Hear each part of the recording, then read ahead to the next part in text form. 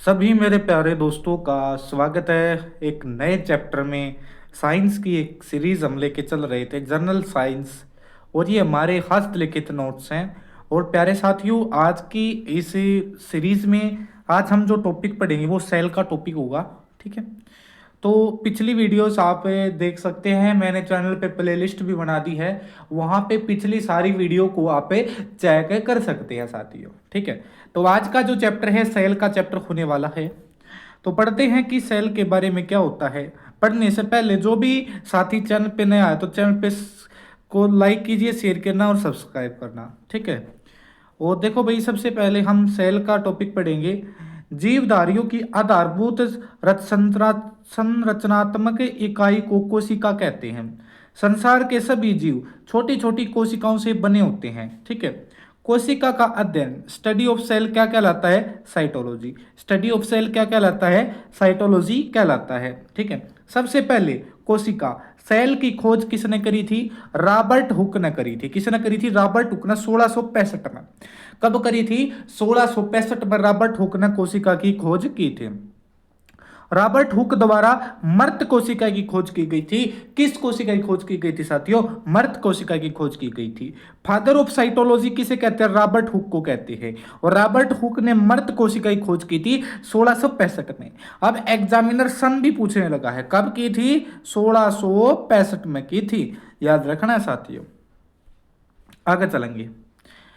सबसे पहले जीवित कोशिका की खोज किसने की थी? जीवित खोज कोशिका की खोज की थी लिवोन होक ने, एंटोनी वॉन लिवोन होक ने 1674 में।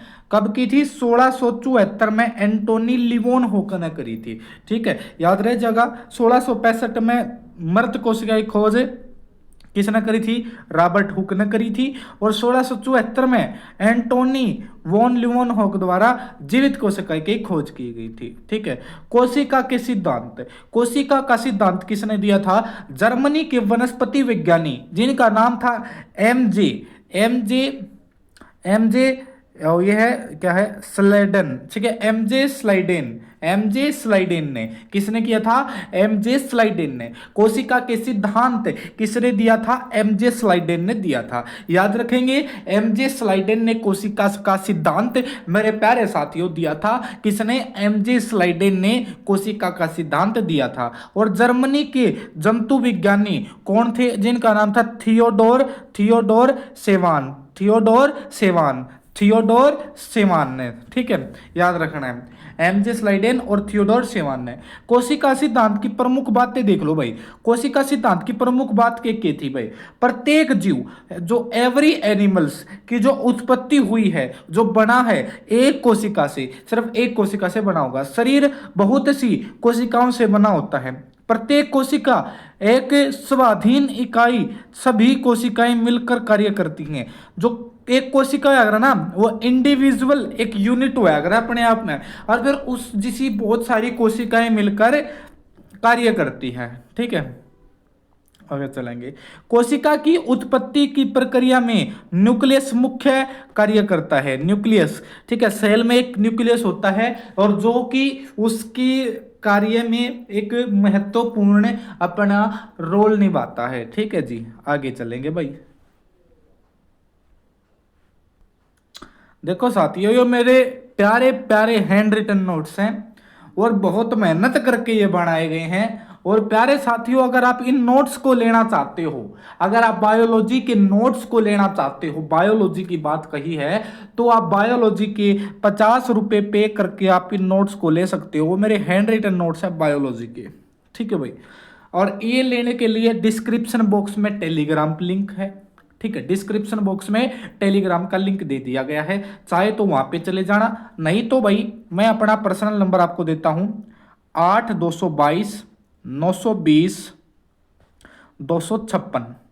इस नंबर पे सिर्फ व्हाट्सअप करना है, सिर्फ व्हाट्सअप करना है आपने। ठीक है, व्हाट्सअप करोगे और आप इन्हें ले सकते हो पेमेंट करके 50 रुपए की। कोई कॉल नहीं करनी है, सिर्फ व्हाट्सअप। ठीक है, सबसे छोटी कोशिका है अपनी माइकोप्लाज्मा। कौन सी है? माइकोप्लाज्मा। सबसे छोटी कोशिका माइकोप्लाज्मा। सबसे बड़ी कोशिका शुतुरमुर्ग का अंडा, ठीक है। सबसे छोटी कोशिका माइकोप्लाज्मा, सबसे बड़ी कोशिका शुतुरमुर्ग का अंडा। मानव शरीर की सबसे छोटी कोशिका, मानव शरीर की सबसे छोटी का वो है स्पर्म है। मानव शरीर की सबसे बड़ी कोशिका ओवम है। क्या है? ओवम है। मानव शरीर की सबसे लंबी कोशिका तंत्रिका कोशिका है, जो कि है न्यूरॉन। क्या है साथियों? न्यूरॉन। क्या है? न्यूरॉन। कोशिका की संरचना देख लेते हैं। सबसे पहले हम ये एनिमल सेल की हम संरचना देखेंगे। देखो, एनिमल सेल, जो हमारी एनिमल सेल होती है, वो उसकी ये जो ये चारों ओर घिरी होती है कोशिका झिल्ली से। उसमें एक क्या होता है? केंद्रक होता है, न्यूक्लियस होता है। न्यूक्लियस के चारों ओर ना एक जाली होती है, जिसको हमें अंत प्रद्रव्य जालिका, जिसे एंडोप्लाज्मिक रेटिकुलम इंग्लिश में बोलते हैं, ठीक है। इस जाली पे छोटे छोटे पीले रंग के आपको देख रहे हैं, ये राइबोसोम होते हैं, ठीक है। और इसमें एक संरचना होती है तार जैसी संरचना, जिसको तारक काय बोलते हैं। और भाई एक ये होता है, एक लाइसोसोम होता है, ठीक है।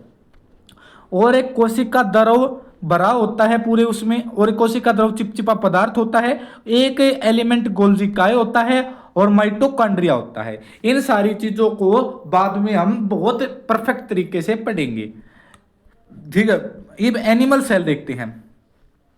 जो एनिमल सेल हैं, एनिमल सेल में क्या होती है भाई? कोशिका, ये इनकी बाहर की जो कोशिका झिल्ली है, इनके अंदर कोशिका भित्ति पाई जाती है, जो बहुत कठोर होती है। इनमें भी माइटोकॉन्ड्रिया होता है, इनमें भी गोल्जी काय होता है, और साथियों इनमें एक चीज मिलती है, क्लोरोप्लास्ट। एनिमल सेल में क्लोरोप्लास्ट नहीं मिलता। और यहाँ पे भी एंडोप्लाज्मिक रेटिकुलम अंतःजालिका होती है, और इनमें कुछ रिक्तिकाएं पाई जाती है, खाली स्पेस भी पाया जाता है, ठीक है। समझ गए होगे ना जी? अब आगे चलते हैं। अब हमने पादप कोशिका और जंतु कोशिका दोनों चीजों को देखा है। अब ये आपको जब क्लियर होंगे जब आप इन दोनों के बीच में डिफरेंस को सीख ले, इन दोनों के बीच में क्या अंतर होता है। सबसे पहले देखेंगे प्लांट सेल, फिर देखेंगे एनिमल सेल। प्लांट सेल में कोशिका भित्ति पाई जाती है। क्या पाई जाती है? कोशिका भित्ति। पर जंतु कोशिका में कोशिका भित्ति नहीं पाई जाती। जंतु कोशिका में कोशिका भित्ति नहीं पाई जाती। इसमें सेंट्रोसोम नहीं होते। पादप कोशिका में सेंट्रोसोम नहीं होते हैं। सेंट्रोसोम भी एक एलिमेंट होता है जो पादप कोशिका में नहीं होता है, बल्कि जंतु कोशिका में सेंट्रोसोम पाए जाते हैं, ठीक है। जंतु कोशिका में सेंट्रोसोम पाए जाते हैं। इसमें हरित लवक पाया जाता है, मतलब कि क्लोरोप्लास्ट, और इसमें हरित लवक नहीं पाया जाता है। एनिमल सेल में हरित लवक नहीं पाया जाता है। इसके केंद्रक परिधि और हो सकता है, इसमें केंद्रक परिधि की ओर, मतलब कोने में भी अगर एनिमल सेल है तो यहाँ भी केंद्रक हो सके हैं। केंद्र अधिकांश मध्य में ही मिलता है। इसमें वोक्यूल बड़ी तथा संख्या में कम होती है। इनमें तो खाली स्पेस है ना, वो बहुत बड़ा देखा था ना। इसमें वोक्यूल की संख्या ज्यादा होती है, पर वह छोटी होती है। ये दो फर्क, ये 3-4 फर्क हैं, ठीक है, जो प्लांट सेल और एनिमल सेल को एक दूसरे से अलग बनाते हैं। साथियों एक बार बताना कि आपको मेरे ये हैंड रिटन नोट्स कैसे लग रहे हैं। हैंड रिटन नोट्स कैसे हैं, ठीक है। और ये नोट्स का, इन नोट्स का आपको कंटेंट बताना कि किस प्रकार का कंटेंट है। मैं इस बात की गारंटी लेता हूं कि ऐसा कंटेंट आपको पेड कोर्स में भी नहीं मिलेगा, ठीक है। तो साथियों देखो, YouTube पर कई साथी कह रहे हैं कि आप तो पैसे कमाने के लिए कर रहे हो, तो मैं एक बात सीधी स्पष्ट आपको ये बता देता हूं कि मैं पैसे कमाने के लिए नहीं कर रहा हूं, ठीक है। जो ये नोट्स लिखने में मेरी मेहनत लगी है, उसकी भी सिर्फ 50 रुपये मैं सिर्फ PDF के ले रहा हूं, और बाकी जो आपको कंटेंट है वो YouTube पर मैं बिल्कुल फ्री दे रहा हूं। YouTube पर बिल्कुल आपको फ्री कंटेंट दे रहा हूं, आपको एज इट इज ये नोट्स पढ़ा रहा हूं, ठीक है। आपको अगर आप 50 रुपये महीने लेते हैं तो आपको फायदा ये हो जाता है कि आप इनकी कॉपी करा के आप वीडियो ना दे के स्पीड में रिवीजन इनका मार सकते हो, ठीक है, ठीक है। और आपको नोट्स लेने हो तो आपको इस पे 8-222-922-256 पर व्हाट्सअप कर देना है। क्या करना है भाई? व्हाट्सअप करना है आप सभी ने, ठीक है। व्हाट्सएप पे आपको ये नोट्स मिलेंगे। और बायोलॉजी के आपको नोट्स हैं, बायो की क्लास स्टार्ट है तो बायोलॉजी के आपके नोट्स ये 50 रुपये के होंगे, ठीक है साथियों। और अगर आप इस पे व्हाट्सअप करके या फिर पहले ही आप पेमेंट कर देना और व्हाट्सअप पे स्क्रीनशॉट भेज देना, मैं आपको सेंड कर दूंगा, ठीक है।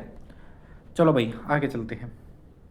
अब बारी बारी से जो सेल के अंदर जो जो एलिमेंट्स थे उनके बारे में पढ़ते हैं। सबसे पहले सेल मेम्ब्रेन, मतलब कि कोशिका की जो बाहरी झिल्ली है उसके बारे में पढ़ेंगे।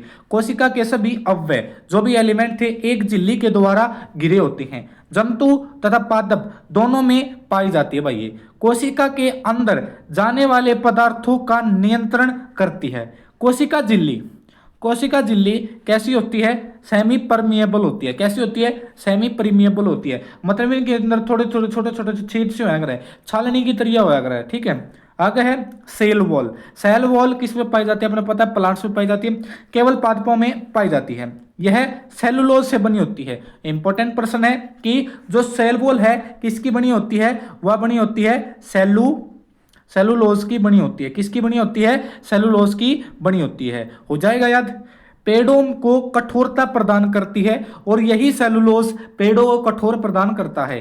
किसी कोशिका भित्ति तथा झिल्ली किससे बनी होती है? देखो, जो जंतु की जो कोशिका झिल्ली है वो किससे बनी होती है? लिपिड से, और लिपिड और प्रोटीन की। किस किस की? लिपिड की और प्रोटीन की। लिपिड की और प्रोटीन की। पादप की जो वॉल होती है सेलुलोज की। जीवाणु की जो वॉल होती है वो होती है पेप्टिडोग्लाइकन की। पेप्टिडोग्लाइकन की। किसकी? पेप्टिडोग्लाइकन की। याद रखो, पेप्टिडोग्लाइकन की। कवक की वॉल बनी होती है सेल वॉल काइटिन की। वेरी इंपॉर्टेंट टेबल है और ये आपको याद करनी है। देखो किसी के भी नोट्स में देख लेना, आपको इतनी अच्छी तरीके से कहीं नहीं दिया होगा जितने अच्छे तरीके से मैं आपके सामने ये कंटेंट प्रस्तुत कर रहा हूं, ठीक है। जंतु की सेल वॉल किसकी बनी होती है? लिपिड और प्रोटीन की। किसकी? लिपिड और प्रोटीन की। पादप की सेलुलोज की बनी होती है। जीवाणु की पेप्टिडोग्लाइकन की। जीवाणु की पेप्टिडोग्लाइकन। याद रखो, जीवाणु की वॉल किसकी बनी होती है? पेप्टिडोग्लाइकन। भूलना नहीं है, पेप्टिडोग्लाइकन। कवक की काइटिन की। पादप की सेलुलोज की। जंतु की लिपिड और प्रोटीन की। हो गया याद सारे को? ठीक है भाई। अब देखो न्यूक्लियस ये दोनों में होता है, प्लांट सेल में भी और एनिमल सेल में भी। कोशिका के मध्य में एक संरचना होती है जिसे केंद्रक कहते हैं। पादप और जंतु कोशिका दोनों में पाया जाता है। कोशिका का सबसे प्रमुख अंग होता है। कोशिका का सबसे प्रमुख अंग क्या होता है? न्यूक्लियस होता है। भाई जो न्यूक्लियस होता है उसके अंदर क्रोमोसोम पाए जाते हैं। क्रोमोसोम क्या होते हैं भाई? गुणसूत्र। क्रोमोसोम को क्या बोलते हैं हिंदी में? गुणसूत्र। अब हमें गुणसूत्र के बारे में पूरी की पूरी चीज पढ़ लेनी है, ठीक है भाई, क्योंकि एक भी क्वेश्चन हमें छोड़ना नहीं है बिल्कुल भी। मानव में यह 23 जोड़े पाए जाते हैं, मतलब की संख्या में 46 गुणसूत्र पाए जाते हैं। क्रोमोसोम की खोज वाल्डेयर ने करी थी। क्रोमोसोम की खोज किसने करी थी? वाल्डेयर ने करी थी क्रोमोसोम की खोज। याद रखोगे कि क्रोमोसोम की खोज किसने करी थी? वोल्डेयर ने। किसने करी थी भाई? वोल्डेयर ने क्रोमोसोम की खोज करी थी। बिल्कुल महत्वपूर्ण होने वाला है क्रोमोसोम की खोज। क्रोमोसोम की खोज करी थी वोल्डेयर ने। देखो इस तरीके का आपका क्रोमोसोम होता है, ठीक है। जो अपना ये क्रोमोसोम होता है, एक बार इसके स्ट्रक्चर को देख लेते हैं। जो ये क्रोमोसोम है इसका जो ये ऊपरला जो हिस्सा होता है उसकी यह जो यह शॉर्ट आर्म होती है, नीचे वाली कैसी होती है? लॉन्ग आर्म होती है। इस क्रोमोसोम के ऊपर दो एक ऐसे ही छोटे से एंटीना टाइप लगे होते हैं जिनको सैटेलाइट बोला जाता है, क्रोमोसोम का सैटेलाइट। और इसके अंदर एक स्पाइरल जैसी संरचना होती है जिसे अरन बोला जाता है। और भाई देखो क्रोमोसोम के अंदर जो ये पीला पीला है ना, दिख रहा है ना, ये क्या होते हैं? इनको बोलते हैं सेंट्रोमेयर। क्या बोलते हैं? सेंट्रोमेयर।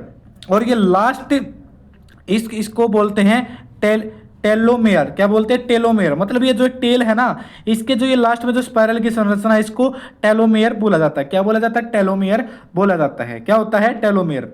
ऊपरी भाग कहलाता है सैटेलाइट, निचला भाग टेलोमेयर कहलाता है। मध्य भाग को सेंट्रोमेयर बोलते हैं। मध्य भाग को क्या बोलते हैं? सेंट्रोमेयर। किसी भी क्रोमोसोम के मध्य भाग को सेंट्रोमेयर बोला जाता है। क्या बोला जाता है? सेंट्रोमेयर। और जो धागे जैसी संरचना होती है उसे क्या बोलते हैं? अरन। क्या बोलते हैं? अरन। क्रोमोसोम के अंदर डीएनए पाया जाता है। क्रोमोसोम के अंदर क्या पाया जाता है? डीएनए पाया जाता है। क्रोमोसोम के अंदर डीएनए के अंदर जीन होता है, क्रोमोसोम के अंदर डीएनए, और डीएनए के अंदर क्या होता है? हमारा जीन होता है। क्या होता है? जीन होता है। जीन पर माता पिता के गुण पाए जाते हैं, अतः जीन ही आनुवांशिकता का आधार है। जीन बना होता है न्यूक्लियोटाइड का। जीन किससे बना होता है? न्यूक्लियोटाइड का। और जीन की खोज जोहानसेन ने करी थी। जोहानसेन ने करी थी। जीन की खोज किसने करी थी? जोहानसेन ने करी थी। हो जाएगा याद? जीन की खोज जोहानसेन ने। मतलब मैंने क्या बताया? मैंने बताया कि क्रोमोसोम के अंदर पाया जाता है डीएनए, और डीएनए के अंदर क्या पाया जाता है? जीन। और जो जीन किससे बना होता है? न्यूक्लियोटाइड का बनाता है। और जीन की खोज जोहानसेन ने करी थी। किसने करी थी? जोहानसेन ने करी थी। देखो भाई, ये है अपना पेयर ऑफ जीन, मतलब, और जो ये है ना, ये छोटे छोटे आपने दिखा ना, ये छोटे छोटे, फिर आगे क्या है? ये पेयर ऑफ जीन है। और ये है अपना क्या है?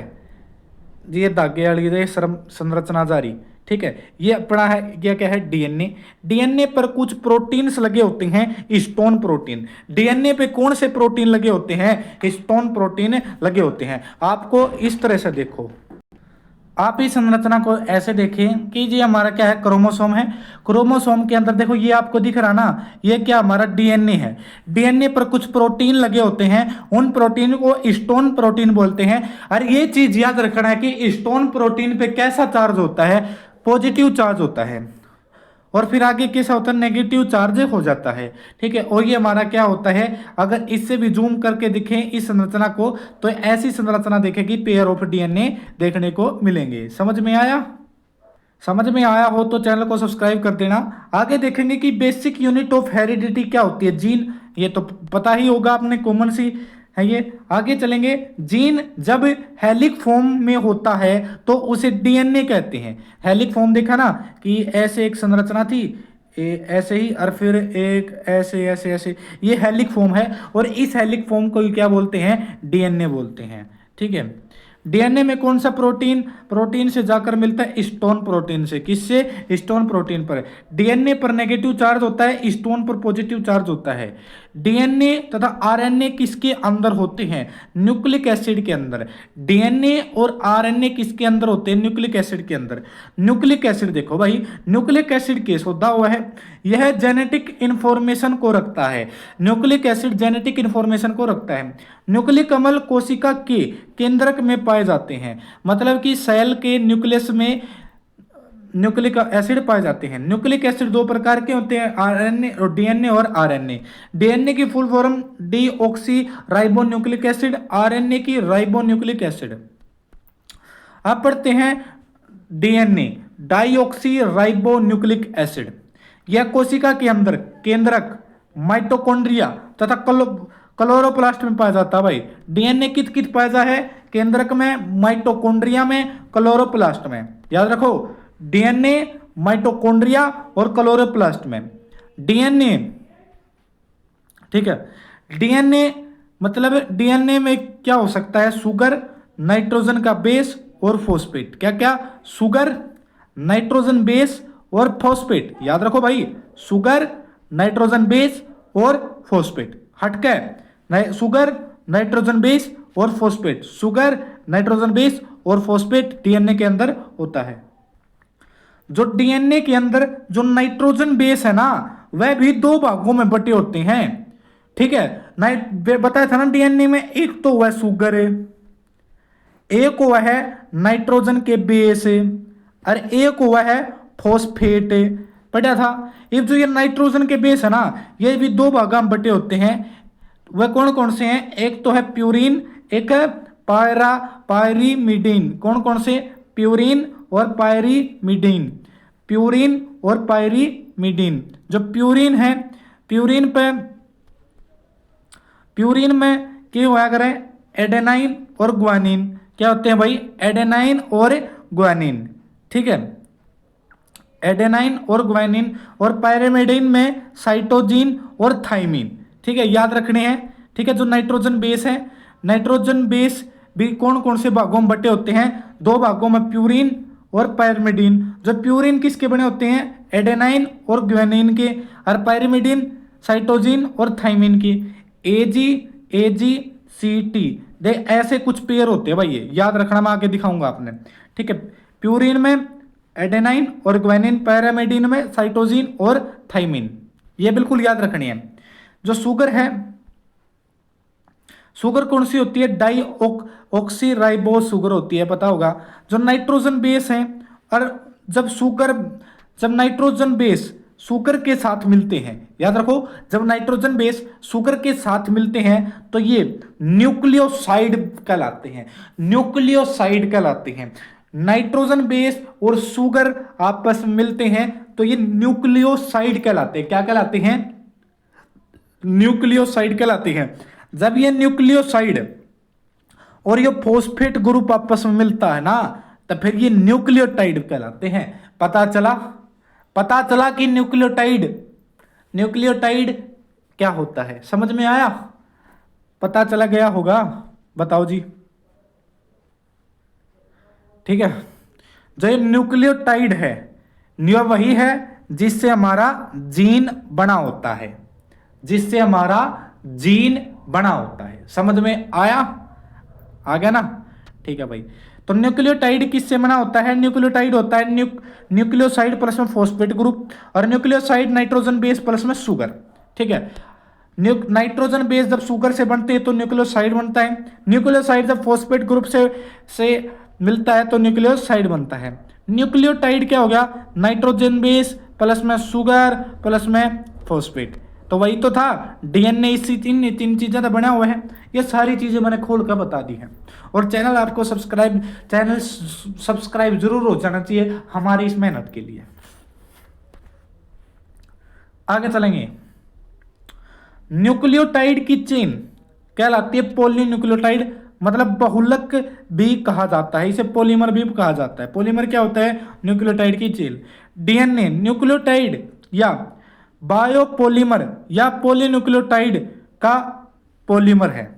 समझ में आया? डीएनए न्यूक्लियोटाइड बाइपॉलीमर या पॉलीन्यूक्लियोटाइड को हो उसका पॉलीमर है। अगर ऑप्शन में आपसे पूछा जाए कि डीएनए किसका पॉलीमर है, अगर इन तीनों में से एक ऑप्शन होगा तो आप उसको टिक करोगे। ठीक है, वैसे जो साइंस का ग्रुप डी का जो लेवल है, जो मैं पढ़ा रहा हूं, उससे एक भी प्रश्न बाहर नहीं जाने वाला है मेरे कंटेंट से, मैं इस बात का दावा करता हूं भाई।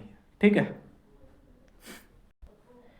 डीएनए की खोज अर्थात सबसे पहले पहचान और उसको अलग किसने किया था? फ्रेडरिच मिस्चर ने। ठीक है, फ्रेडरिच मिस्चर ने।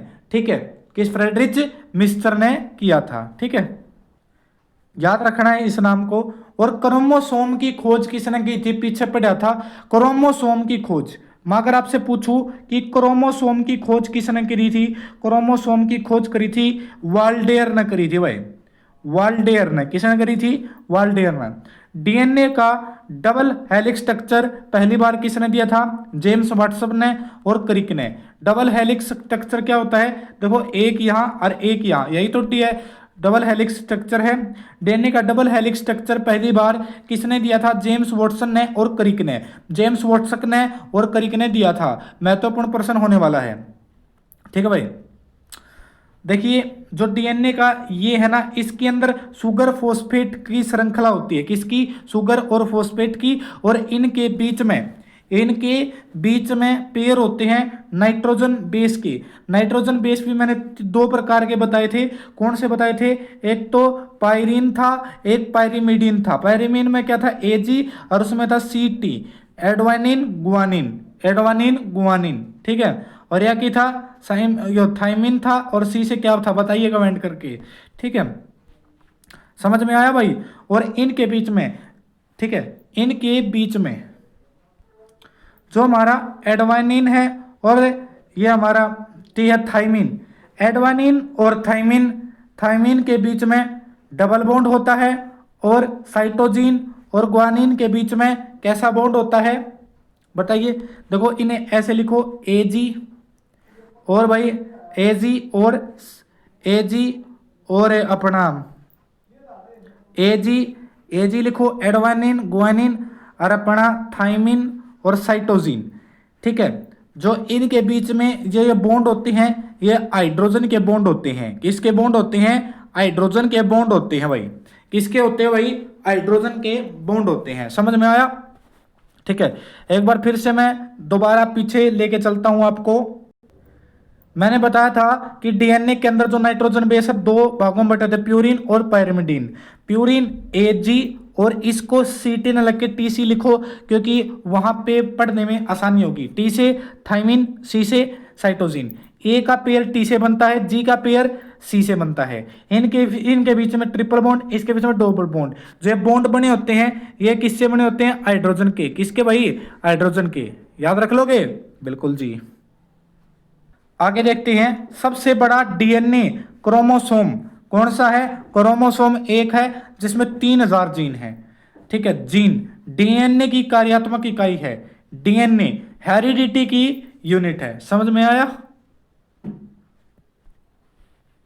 आगे है आरएनए, राइबोन्यूक्लिक एसिड।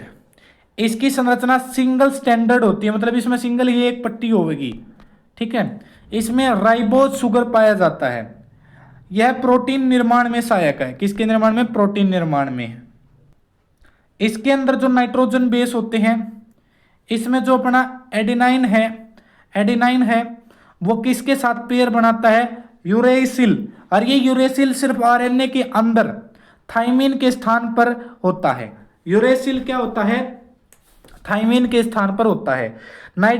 इसमें राइबोन्यूक्लिक एसिड में सिर्फ एक फर्क होता है, जो एडेनिन का जो पेयर होता है वो यूरेसिल से बनता है और ये यूरेसिल थाइमिन के स्थान पर होता है। टाइप ऑफ आरएनए, आरएनए कितने प्रकार का होता है? एमआरएनए होता है, टीआरएनए होता है, आरआरएनए होता है। कौन सा? एमआरएनए होता है, टीआरएनए होता है, आरआरएनए होता है। कौन कौन से होते हैं? MRNA, tRNA, rRNA. देखो भाई ये की चीज है भाई, इतने डिटेल तक किसी मास्टर ने करा रखा हो ना भाई, मेरे आके पेश कर दियो, मेरे आगे उसका नाम बता दियो कि इतने डिटेल तक किसी टीचर ने करवा रखा हो। तो एमआरएनए यह डीएनए से प्राप्त आनुवांशिक सूचनाओं को राइबोसोम तक पहुंचाता है जहां पर प्रोटीन का निर्माण होता है। इसलिए जैवक और मोनाड इसे एमआरएनए का नाम दिया है। जैवक तथा मोनाड इसे क्या? एमआरएनए का नाम दिया है। कोशिका द्रव में पाए जाने वाले कुल आरएनए का 3 से 5% मैसेंजर आरएनए होंगे। ठीक है, एमआरएनए के अनुलेखन से पॉलीपेप्टाइड प्रोटीन व एंजाइम का निर्माण होता है। ठीक है भाई, किसका? पॉलीपेप्टाइड का और प्रोटीन का और एंजाइम का निर्माण होता है।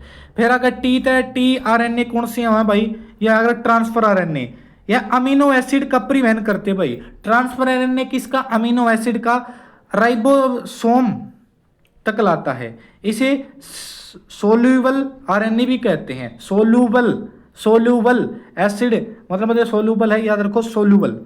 अन्य आरएनए की तुलना में काफी छोटे होते हैं। यह कुल कोशिका में 15% होते हैं। ट्रांसफर आरएनए 15%, मैसेंजर आरएनए 3 से 5%। ठीक है, आगे चलेंगे। आरआरएनए राइबोसोमल आरएनए, राइबोसोम के अंदर पाए जाने वाले आरएनए को आरआरएनए कहा जाता है। इसकी मात्रा सबसे अधिक होती है। कुल आरएनए का 8% भाग होते हैं। 8% भाग। ठीक है, 8% नहीं 80% होगा, 80% भाग होगा। यह प्रोटीन संश्लेषण में सहायक है। आरआरएनए प्रोटीन संश्लेषण में सहायक है। ठीक है भाई, अब देखेंगे एक प्रोसेस दे रखी है जिसे सेंट्रल डोएमा बोलते हैं। ठीक है, इसमें क्या होता है भाई? जो डीएनए का क्या होता है? डीएनए का ट्रांसक्रिप्शन होता है आरएनए में। डीएनए बदलता है आरएनए में और फिर वो ट्रांसलेशन होके प्रोटीन बन जाता है। ठीक है, और जो देखो डीएनए से आरएनए में बदलने की प्रक्रिया को ट्रांसक्रिप्शन बोलते हैं। ट्रांसक्रिप्शन। और आरएनए से डीएनए बनने की प्रक्रिया को क्या बोलते हैं, रिवर्स ट्रांसक्रिप्शन बोलते हैं। और डीएनए से डीएनए बनने की प्रक्रिया को रेप्लिकेशन बोलते हैं। सिर्फ नाम याद रखना है। देखो, डीएनए से आरएनए बनना एक नॉर्मल है, पर जो रिवर्स ट्रांसक्रिप्शन किस में देखने को मिलती है, यह देखने को मिलती है, यह केवल एड्स एचआईवी के केस में होता है। आरएनए से डीएनए बनना, आरएनए से डीएनए बनना एड्स एचआईवी के रोगियों में होता है। रिवर्स ट्रांसक्रिप्शन की खोज टेमिन और बाल्टीमोर ने करी थी। टेमिन और बाल्टीमोर ने करी थी। टेमिन और बाल्टीमोर ने खोज करी थी। रिवर्स ट्रांसक्रिप्शन की खोज किसने करी थी? टेमिन ने और बाल्टीमोर ने खोज करी थी। हो गया याद? बताओ जी, हो गया? हो गया होता भाई, आगे चलेंगे। अब देखेंगे डीएनए और आरएनए के बीच में क्या अंतर है भाई। देखो, डीएनए डबल स्टैंडर्ड होता है या सिंगल स्टैंडर्ड? डाईऑक्सीबो शुगर होती है, राइबो शुगर होती है। इसमें nitrogen base adenine, guanine, thymine और साइटोसिन पाया जाता है। इसमें थाइमिन के स्थान पर यूरेसिल पाया जाता है। थाइमिन के स्थान पर यूरेसिल। यह मुख्यतः केंद्रक में पाया जाता है। यह केंद्रक तथा कोशिका के द्रव दोनों में पाया जाता है। कोशिका को द्रव में पाया जाता है। समझ में आया बात? ठीक है भाई। हम केंद्रक के बारे में पढ़ रहे थे। जो हमारा न्यूक्लियस होता है, कोशिका के प्रबंधक के रूप में कार्य करता है, यानी उसको कंट्रोल करता है। कोशिका का दिमाग कहते हैं न्यूक्लियस को। इसकी खोज रॉबर्ट ब्राउन ने की थी भाई। 1831 में रॉबर्ट ब्राउन ने केंद्रक की खोज, न्यूक्लियस की खोज की थी भाई। ठीक है। डीएनए तथा आरएनए गुणसूत्र पाए जाते हैं, मैं पढ़ाया था भाई। इसमें न्यूक्लियस के अंदर 70 से 80% तो प्रोटीन होता है, 10% इसमें डीएनए होता है, 2-3% आरएनए होता है और 3 से 5% लिपिड होता है। 3 से 5% लिपिड होता है।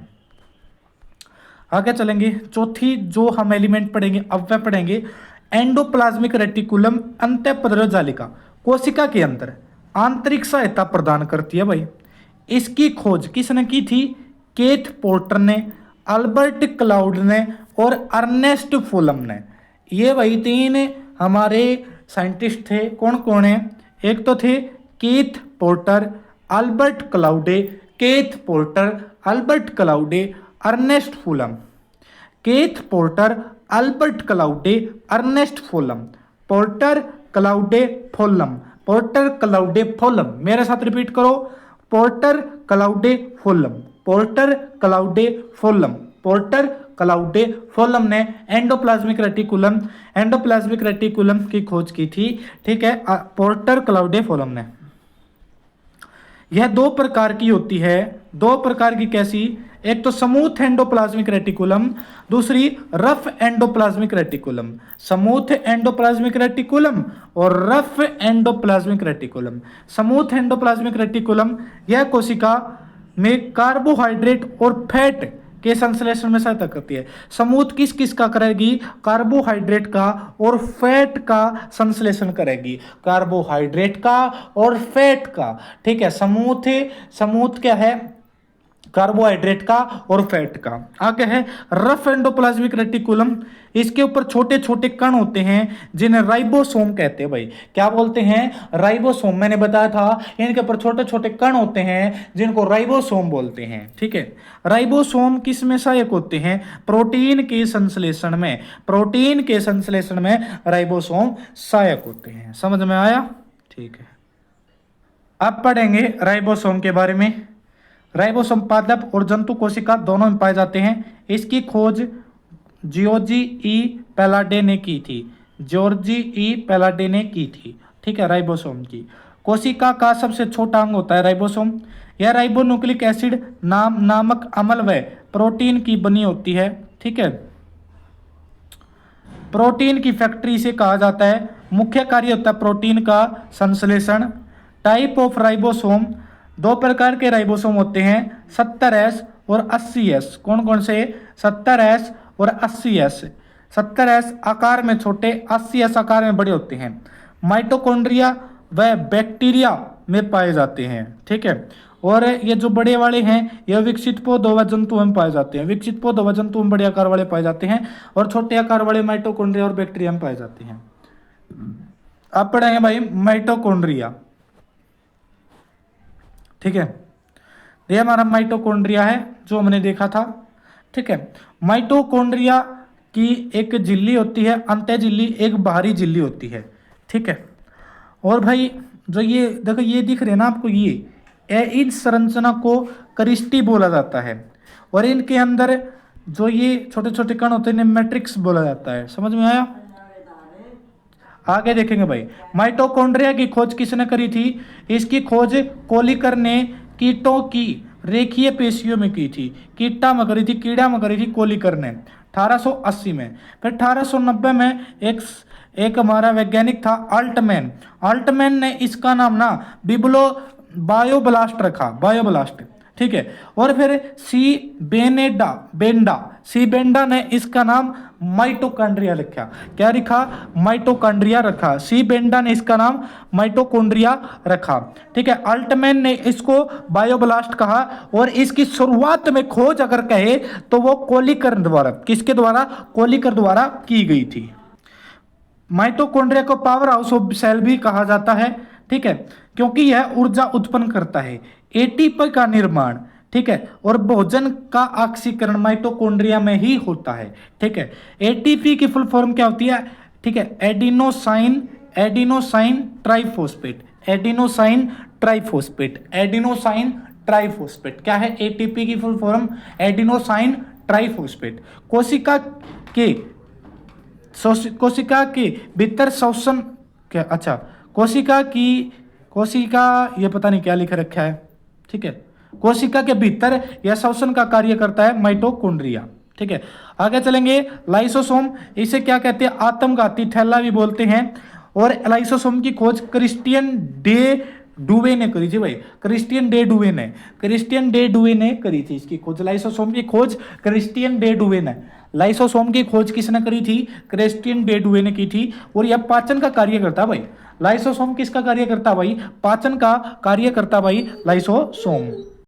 जो लाइसोसोम है ना भाई साथियों, भाई वो पाचन का कार्य करता है। किसका कार्य? पाचन का कार्य। और पाचन का कार्य क्यों करवाया करे? इसमें हाइड्रोलेटिक एंजाइम पाए जाते हैं, हाइड्रोलेटिक एंजाइम पाए जाते हैं। किसके अंदर? लाइसोसोम के अंदर हाइड्रोलेटिक एंजाइम पाए जाते हैं। कोशिका के अंदर कोई भी अंग काम नहीं करता तो यह उस अंग को नष्ट कर देता है। जब इसने आत्मघाती थैला या सुसाइड बैग बोलते हैं। क्या बोलते हैं? सुसाइड बैग बोलते हैं। अब आती है भाई गोल्जी काय, गोल्जी बॉडी। ठीक है भाई, गोल्जी बॉडी की खोज 1898 में, ठीक है, कोमली गोल्जी ने की थी, कोमली गोल्जी ने की थी। पदार्थों का परिवहन करता भाई गोल्जी बॉडी, गोल्जी बॉडी पदार्थों का परिवहन करता है, अर्थात यातायात में सहायक है, इसलिए इसे यातायात प्रबंधक भी कहते हैं। गोल्जी बॉडी को क्या बोलते हैं? यातायात प्रबंधक भी बोलते हैं। आगे भाई तारक काय, बताया था मैंने कि प्लांट सेल में पाया जाता है। कोशिका विभाजन में सहायक होता है भाई, और केंद्रक के पास होता है, केंद्रक के पास होता है। कोशिका विभाजन में सहायक होता है क्या है, क्या नाम है? सेंट्रोसोम। समझ में आया? अच्छा भाई आगे चलेंगे। देखो वीडियो पसंद आ रही है तो चैनल को सब्सक्राइब कीजिए, लाइक कीजिए, और जिसको बायो की पीडीएफ चाहिए तो 8-222 920 256 पे जाइएगा और उस पर पेमेंट कीजिएगा और स्क्रीनशॉट आपने भेज देना है, आपको पीडीएफ मिल जाएगी। ठीक है जी। और साथियों जो आपको पीडीएफ मिले ऐसा नहीं है कि आप उसको किसी के पास भी शेयर कर दे, क्योंकि हमारी मेहनत लगती है। जो हम पीडीएफ देंगे उस पे आपका नंबर लिखा होगा, नंबर। ठीक है भाई, आपका नंबर लिखा होगा, ताकि अगर आपने कहीं पे शेयर कर दी और हमें पता लग गया तो आपके खिलाफ कानूनी कार्रवाई, लीगल एक्शन होगा। ठीक है, इतने कम रेट में अगर आप ये चालबाजी करेंगे तो अच्छा नहीं होगा। ठीक है भाई आगे चलते हैं। आप देखेंगे रसधानी, मतलब खाली स्पेस मान सकते हो। यह निर्जीव रचना है, इसमें तरल पदार्थ भरा होता है जो एक झिल्ली से घिरा होता है। रसधानी में पाया जाता है कोशिका द्रव ही पाया जाता है। कोशिका रस में जल, खनिज लवण, कार्बोहाइड्रेट। रसधानी जंतुओं में छोटी होती है और पादपों में बड़ी होती है। ठीक है, जो कोशिका रस होता है, कोशिका रस में क्या पाया जाता है? इसमें हमारा जल, खनिज लवण कार्बोहाइड्रेट पाए जाते हैं। राजधानी जंतुओं में छोटी और पादपों में बड़ी होती हैं। साथियों, अगर बैकग्राउंड नॉइस आपको सुनाई दे तो कृपया इग्नोर करें। अब है लवक, यह केवल पादप कोशिका में पाया जाता है। 3 प्रकार के लवक होते हैं। हरित लवक भोजन का निर्माण करता है, पत्तियों व तनों में पाया जाता है। इसके अंदर ग्रीन पिगमेंट पाया जाता है। इसकी सहायता से पौधे फोटोसिंथेसिस कर देते हैं। ठीक है, और इस हरित लवक के कारण पेड़ों की पत्तियों का रंग हरा होता है। ठीक है भाई। क्लोरोप्लास्ट को पादप की रसोई भी कहते हैं। ठीक है भाई। आगे है एक वगैरह ल्यूकोप्लास्ट। तीन प्रकार के लवक बताए हैं प्लास्टिसाइड। एक क्लोरोप्लास्ट, एक ल्यूकोप्लास्ट। रंगहीन लवक होता है। यह पौधों में वहां पाया जाता है जहां सूर्य का प्रकाश नहीं पहुंचता, जैसा कि जड़ा में, भूमिगत तना में। भोज्य पदार्थों को संग्रहण करने वाला लवक है। भोज्य पदार्थों को इकट्ठा करने वाला लवक कौन सा है? ल्यूकोप्लास्ट। यो वहां पाया जाता है जहां सूर्य का प्रकाश नहीं पहुंचता। समझ में आई आपको बात? अच्छा जी। एक होगा क्रोमोप्लास्ट, मतलब रंगीन लवक। यह रंग प्रदान करता भाई, जैसे कि पुष्प में, बीज में। ये कुछ थोड़े क्रोमोप्लास्ट के बारे में पढ़ लेंगे, कौन कौन से हैं। जैसे कि टमाटर का लाल रंग किसके कारण होता है? लाइकोपीन के कारण। गाजर का लाल रंग कैरोटीन के कारण। चुकंदर का विटामिन के कारण। चुकंदर में रंग किसके कारण होगा? विटामिन के कारण। समझ में आया भाई? आगे चलेंगे। नौमा, सीलिया और फ्लैजेला केवल एनिमल सेल में ही होती है भाई। सीलिया और फ्लैजेला किस में होगा? एनिमल सेल में होगा सीलिया और फ्लैजेला। याद रखनी है। टाइप ऑफ सेल मैंने बताया था, प्रोकैरियोटिक और यूकैरियोटिक। प्रोकैरियोटिक कैसे होती है? अर्ध विकसित सेल, केंद्रक भी अविकसित होता है। राइबोसोम 70S प्रकार का पाया जाता है। किस प्रकार का? 70S प्रकार का पाया जाता है। ठीक है, समझ में आ गया? प्रोकैरियोटिक मतलब केंद्रक और केंद्रक ध्रुव आपस में जुड़े होते हैं। इसमें कोशिका विभाजन नहीं होता है। इसमें श्वसन तंत्र झिल्ली में होता है। श्वसन तंत्र झिल्ली में होता है। इसमें बैक्टीरिया और माइक्रोप्लाज्मा होते हैं। सबसे छोटी सेल कौन सी है? माइक्रोप्लाज्मा, मैंने पढ़ाई थी। ठीक है भाई। आगे है यूकैरियोटिक पूर्ण विकसित कोशिकाएं होती हैं। केंद्रक पूर्ण विकसित होता है। राइबोसोम 80 प्रकार का, मतलब बड़े उसमें पाया जाकर है, जो तनाव में, ये मैंने चीज पढ़ाई थी पहले, है ना। इसमें कोशिका विभाजन होता है। श्वसन तंत्र माइटोकॉन्ड्रिया में होता है। श्वसन तंत्र माइटोकॉन्ड्रिया में होता है। इसमें श्वसन तंत्र झिल्ली में होता है। झिल्ली में। प्रोकैरियोटिक में किस में होता है? झिल्ली में। समझ में आया? ठीक है। पौधे और जीव इसके एग्जाम्पल हैं।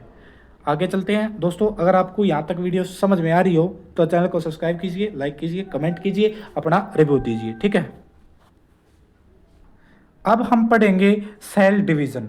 सेल के बारे में जितना जो कुछ पढ़ना था हमने पढ़ लिया। अब हम पढ़ेंगे सेल डिवीजन के बारे में, पढ़ेंगे कोशिका विभाजन के बारे में पढ़ेंगे। जो कोशिका विभाजन था ना, सबसे पहले 1855 में किसने देखा था? वीरचाउ ने देखा था। किसने देखा था? वीरचाउ ने देखा था। सेल डिवीजन, एक कोशिका का टूटकर 2 या 2 से अधिक कोशिका का निर्माण कर देना कोशिका विभाजन कहलाता है। क्या कहलाता है? कोशिका विभाजन कहलाता है। सेल डिवीजन कहलाता है। एक कोशिका का बहुत सारी कोशिका में टूटना कोशिका विभाजन कहलाता है। और यह सबसे पहले वीरचाउ ने देखा था। ठीक है। जिस कोशिका से विभाजन होता है उसे मदर सेल कहते हैं। जिस कोशिका से विभाजन हुआ है उसने मदर सेल कहते हैं। ठीक है। जंतुओं में कोशिका विभाजन सेंट्रोसोम तारककाय द्वारा होता है। किसके द्वारा? तारककाय द्वारा होता है। जंतुओं में कोशिका विभाजन सेंट्रोसोम द्वारा होता है। समझ में आया मेरी बात? ठीक है। पादपों में कोशिका विभाजन सेल प्लेट द्वारा होता है। किसके द्वारा? सेल प्लेट द्वारा। ठीक है। टाइप ऑफ सेल डिवीजन कितने प्रकार का होता है? देखो भाई, 3 प्रकार का होता है। एक होता है एमाइटोसिस, एक होता है माइटोसिस, एक होता है मियोसिस। एमाइटोसिस, माइटोसिस या मियोसिस। कौन कौन सा? Amitosis, mitosis, meiosis. Amitosis, meiosis, amitosis, mitosis, meiosis. Amitosis, mitosis, meiosis. ठीक है। एमाइटोसिस, असूत्री विभाजन। ठीक है। यह जर्मन वैज्ञानिक रॉबर्ट रिमेक ने पहली बार चूजे के भ्रूण में देखा था भाई। एमाइटोसिस किस में देखा था? चूजे के भ्रूण में देखा था। रिमेक ने देखा था।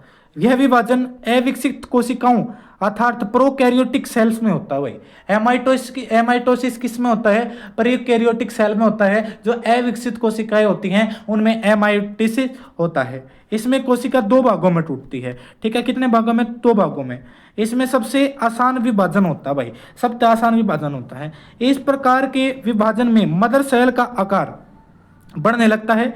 इसके आगे चलकर बीच से धस जाता है और दो भागों में टूट जाता है एमाइटोसिस में। मतलब इजी टाइप का डिवीजन होता है, प्रोकैरियोटिक सेल्स में होता है। क्या बात समझ में आई? ठीक है, एमाइटोसिस किस में होता है? प्रोकैरियोटिक सेल में, अविकसित कोशिकाओं में होता है। चलो भाई आगे। असूत्री विभाजन एमाइटिस मानव अथवा जंतुओं में नहीं होता, यह जीवाणुओं में होता है। ये नीली हरी शैवाल में होता है। ठीक है, और ये यीस्ट में होता है, अमीबा में होता है, प्रोटोजोआ में होता है। समझ में आया? ठीक है भाई। अब पढ़ेंगे समसूत्री विभाजन, माइटोसिस। माइटोसिस शब्द की खोज डब्ल्यू फ्लेमिंग ने की थी। डब्ल्यू फ्लेमिंग ने की थी। माइटोसिस की खोज डब्ल्यू फ्लेमिंग ने की थी। पादपों के संदर्भ में माइटोसिस की प्रथम व्याख्या किसने की थी? स्ट्रासबर्गर ने। स्ट्रासबर्गर ने किसने करी थी? स्ट्रासबर्गर ने। वेरी इंपॉर्टेंट है, किसने करी थी? स्ट्रासबर्गर ने की थी। स्ट्रासबर्गर ने माइटोसिस की शब्द की खोज डब्ल्यू फ्लेमिंग ने की थी। जीवों के संदर्भ में माइटोसिस की व्याख्या डब्ल्यू फ्लेमिंग ने। जीवों के संदर्भ में डब्ल्यू फ्लेमिंग ने। और भाई पादपों के संबंध में, पेड़ों के संबंध में, पौधों के संबंध में स्ट्रासबर्गर ने की थी। ठीक है, आगे चलो भाई। आगे है, यह विभाजन सोमेटिक सेल में होता है। सोमेटिक सेल क्या होती हैं? जनन कोशिकाएं। ओम और सपम को छोड़कर हमारे शरीर में जितने भी सेल है ना, उन्हें सोमेटिक सेल बोलते हैं। ओम ने छोड़कर और सपम ने छोड़कर जितने भी सेल है ना, उन्हें सोमेटिक सेल बोलते हैं। इसमें मदर सेल से टूटकर दो डॉटर सेल का निर्माण होता है। दो डॉटर सेल में क्रोमोसोम समान संख्या में रहते हैं। मान लीजिए ये कोई सेल है और ये दो डॉटर सेल में टूट गई। इसमें जो क्रोमोसोम की संख्या है, इसमें क्रोमोसोम की संख्या है, वह कैसी पाएगी? सेम मिलेगी। आया समझ में? ठीक है, आगे। यह घाव भरने का कार्य करता है या कटे फटे अंगों की मरम्मत करता है। पादपों में यह प्रक्रिया विभज्योतिक ऊतकों में होता है। कौन से ऊतकों में? विभज्योतिक ऊतकों में होता है। आया समझ में? अच्छा जी, आ गया। आगे चलिए, बिल्कुल चलते हैं। हम पढ़ रहे थे माइटोसिस समसूत्री विभाजन की दो अवस्थाओं में पूरा होता है। एक को इंटरफेज बोलते हैं, दूसरे को माइटोसिस फेज बोलते हैं। ठीक है, इंटरफेज में क्या होता है? कोशिका विभाजन की तैयारी होती है, यह सबसे बड़ी अवस्था होती है। 95% समय इसमें लग जाए इंटरफेज में। फिर जब माइटोसिस फेज आया है ना, उसमें सबसे पहले क्या होता है? केंद्रक का विभाजन होता है। केंद्रक का विभाजन होता है, जिसको क्या बोलते हैं? कायरोनेसिस। ठीक है, कायरोनेसिस बोलते हैं, और इसको साइटोकिनेसिस बोलते हैं। ठीक है, केंद्रक विभाजन को कारियोनेसिस और कोशिका विभाजन को साइटोनेसिस बोलते हैं। ठीक है, इसमें भी 3 फेज होती हैं केंद्रक विभाजन में। ठीक है, कारियोकिनेसिस में प्रोफेज, मेटाफेज, एनाफेज, टेलोफेज। कौन कौन सी? पहली प्रो, फिर मेटा, फिर एना, फिर टेलो। कौन सी? पहले prophase, metaphase, anaphase, telophase. Prophase, metaphase, anaphase, telophase. कौन कौन सी? Prophase, metaphase, anaphase, telophase. ठीक है, यह सिर्फ नाम याद रखनी है। देखो इस प्रकार की होगी। प्रोफेज यह सबसे पहली फेज है। फिर देखो इसमें मेटाफेज है। ठीक है, जो मेटाफेज में जो एक क्रोमोसोम है ये बिल्कुल बीच में आ जाएंगे। ठीक है, और फिर ये एनाफेज में ये 2 साइड हो जाएंगे, 2 साइड खींचे चले जाएंगे क्रोमोसोम, और फिर ये बिल्कुल 2 हो जाएंगे टेलोफेज में। मतलब दोनों साइड कति पूरी की तरह बट जाएंगे। समझ में आया भाई? बिल्कुल। प्रोफेज में देखो कोशिका के वास्तविक विभाजन की शुरुआत है। क्रोमोसोम झुंड में दिखाई देते हैं। देखो बिल्कुल यह शुरुआत है। इसमें जो एक क्रोमोसोम है एकदम झुंड में दिखाई देते हैं। ठीक है, इस अवस्था में क्रोमोसोम को गिना नहीं जा सकता।